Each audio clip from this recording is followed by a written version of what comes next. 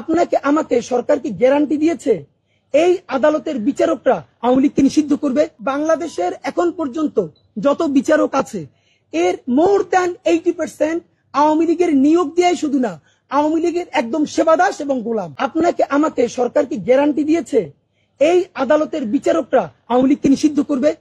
এর গ্যারান্টি কি? মানে আপনি বলটা ঠেলে দিলেন কার কাছে? ট্রাইব্যুনালের কাছে।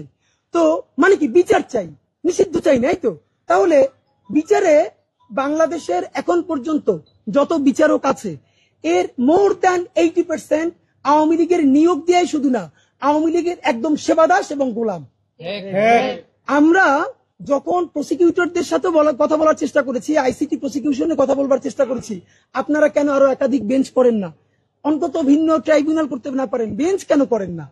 তখন আমাদেরকে ইনফরমালি বলা হয়েছে একটা বেঞ্চ করার জন্য আরো তো বিচারক দরকার, আজকেই একজনের নিয়োগ দিয়ে তো তুমি বড় বিচারক বানাই ফেলতে পারবে না। এখন এই পাইপলাইনে এমন কোন কনফিডেন্ট বিচারপতি নাই বাংলাদেশে যারা আওয়ামী লীগকে নিষিদ্ধ করা হলো এই কলমটা লিখবার মতো সাহস আছে। শুধু আওয়ামী লীগকে নিষিদ্ধ করার মতো কথা না, আওয়ামী লীগের এমন বড় কোন লোক তার বিরুদ্ধে রায় দিবে সেই রকম লোক নাই। তাহলে আপনি এই নিষেধাজ্ঞা দিয়া কোন আদালতের কাছে পাঠাইলেন যেই আদালত এখন পর্যন্ত আওয়ামী লীগের ব্যক্তিদের বিরুদ্ধেই বড় রায় দিতে পারে না, আর সে দিবে আওয়ামী লীগের বিরুদ্ধে রায়? নাম্বার 3, এইবার এখানে খেয়াল করেন, আমি নাম বলবো না, প্রসিকিউশনের টিমের অন্তত 2 থেকে 3 জন আমাকে বলেছেন এইখানে আওয়ামী লীগের 5 থেকে 7 জন বড় নেতা যারা বর্তমানে আটক আছেন এবং তারা শীর্ষ ধনীয় বাংলাদেশের, তারা প্রসিকিউশন টিমকে বলেছে তাদের ব্যাপারে যে ফাইলগুলো হয়েছে, ডকুমেন্টেশন হয়েছে, জাস্ট এইটা যেন 2-3 মাস পিছিয়ে সাবমিট করে, তাদের আর কিছু করা লাগবে না, ডকুমেন্টেশন যাওয়া আছে তাই শুধু একটু যেন পিছিয়ে সাবমিট করে। কারণ তারা বুঝতে পেরেছে আগে যাদেরটা সাবমিশন হবে তার বিচার প্রক্রিয়া আগে শুরু হবে, 2 থেকে 3 মাস পিছিয়ে গেলে এর মধ্যে তারা বিভিন্ন নেগোসিয়েশন করে এটাকে তারা কমপ্লিট করে ফেলবে। তাহলে যেই আদালতে নেগোসিয়েশন করার জন্য প্রসিকিউশনকে বলা হয় যে আমাদের ফাইলটা শুধু পিছিয়ে দাও, তাতে কত কোটি টাকা লাগবে, তাহলে সেই আদালতের উপরে বাংলাদেশের মানুষ ঠিক কোন কারণে ভরসা রাখবে যে এই আদালত আওয়ামী লীগকে নিষিদ্ধ করতে পারবে? এটা আপনাদের কাছে জানতে চাই। দেখেন, আমি সাধারণত আমরা অনেক জোরে কথা বলি, আজকে আরো আস্তে কথা বলবার কথা, কিন্তু গায়ে শক্তি নেই, গলা থেকে কথা বেরোচ্ছে না, আপনারা যেন পিছন পর্যন্ত পান তাই জোরে বলছি, কিন্তু কথাগুলো খুবই টেকনিক্যাল, একটু বুঝিয়ে বুঝিয়ে বলবার চেষ্টা করছি। ব্যাপারটা হলো, তাহলে এই ট্রাইব্যুনালের কি হয়েছে? দ্বিতীয় প্রশ্ন, আসিফ নজরুল স্যার বলেছিলেন এই বছরের মানে 2025-এর জানুয়ারিতে সেকেন্ড ট্রাইব্যুনাল হওয়ার কথা।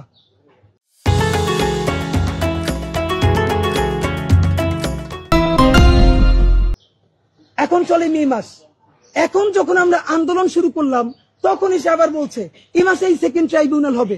গত 6 তারিখে কি আপনার শয়তানে কামড়াইছে? আপনি করেন নাই কেন? মানে আপনার কামড়াইছে কিসে? আপনার এটি বলতে হবে। এইটা গত এই বছরের জানুয়ারি মাসে করবার কথা, আপনি মে মাস পর্যন্ত সেকেন্ড ট্রাইব্যুনাল করেন নাই। যেই জনতা নামলো তখন বললেন এ মাসে করা হবে কেন? নাম্বার 2, আপনি এই যে কত বিচারক নিয়োগ দিয়েছেন বলেন?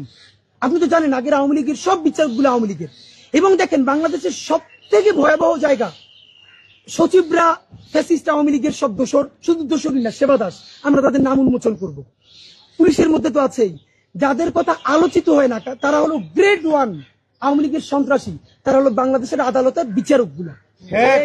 তারা হাজার হাজার কোটি টাকা মামলা বাণিজ্য করে বিএনপি থেকে শুরু করে জামাত থেকে শুরু করে মানুষের মামলার রায় সে কি দিবে, এলাকার পাতি আওয়ামী লীগের অ্যাডভোকেটের মুখের দিকে তাকে তারপরে সে রায় দিত।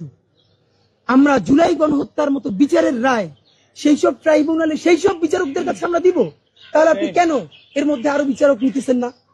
এই প্রশ্নের উত্তর দিতে হবে। নাম্বার 2, আর একটা গুরুত্বপূর্ণ প্রশ্ন হচ্ছে, অনেকেই বলে ভাই আওয়ামী লীগ নিষিদ্ধ করে লাভটা কি হবে? ছাত্রলীগ তো আগে নিষিদ্ধ করছিল, তো ছাত্রলীগ নিষিদ্ধ করার পরে তো ছাত্রলীগ মিছিল দেয়, মিটিং করে, জয় বাংলা বলে, তো আওয়ামী লীগ নিষিদ্ধ করার পর তো এটা হবে। এখানে দুটো কারণ ভাইরা, আওয়ামী লীগ নিষিদ্ধ করা এই জন্য জরুরি ছিল, এই কয়দিন আগে ধানমন্ডি, তারপরে রামপুরায়, তারপরে উত্তরায় মাঝে মধ্যে ফ্যাসিস্ট খুনি লীগ অনেক টাকা দিয়ে কিছু লোকদেরকে নামানোর চেষ্টা করে, রাইট? এখন এদেরকে প্রতিহত করবে কে? দেখেন, আপনি আমি এদেরকে যদি প্রতিহত করতে যাই তাহলেই বলবে মব উস্কে দেওয়া যাবে না। আর যদি স্বরাষ্ট্র উপদেষ্টা বলি, স্বরাষ্ট্র উপদেষ্টা বলেন এদেরকে ধইরা থানায় দেন, পুলিশের কাছে দেন। খেয়াল করেন, যারে আপনি নিষিদ্ধ করেন নাই যে নিষিদ্ধ সংগঠন না, সে যদি এখান দিয়ে মিছিল করে যায়, তারে ধরার কোন এখতিয়ার আমার আছে? মানে রাষ্ট্র আমাকে উস্কে দিচ্ছে তুমি অপরাধ করো, আপনি তারা নিষেধ করেন না, অথচ আমার বলতেছেন এই মিছিল তুমি ধরে ফেলাও। ভাই আমি কেন ধরবো? আমাকে আপনি অপরাধী কেন বানাচ্ছেন? আপনি করেন কি? তো এই যে তাদেরকে যেন আইনি ভাবে ধরা যায়, জনতাও যেন ধরলে তাকে ধরতে পারে, এই কারণে আইন হওয়া দরকার ছিল।